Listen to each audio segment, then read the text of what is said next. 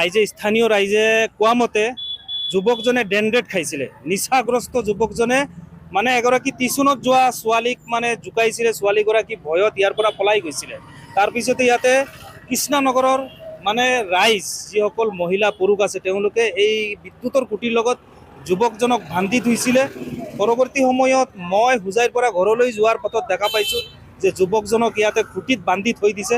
মই আহি যুৱকজনক সুধিছিলোঁ, তেওঁ কৈছে যে নিচাগ্ৰস্ত ড্ৰাগছ ডেনড্ৰেট খোৱাটো সত্য। তেওঁ বাটৰ পৰিৱৰ্তে ডেনড্ৰেট খায়, এনি টাইম খাই অনাই বনাই ঘূৰি ফুৰে। এইখিনি কথা মোক ওচৰত স্বীকাৰ কৰিছে যুৱকজনে। যুৱকজনৰ নাম জামাল উদ্দিন বুলি কৈছে যুৱকজনে, আৰু তেওঁৰ ঘৰ নীলবাগান বুলি কৈছে।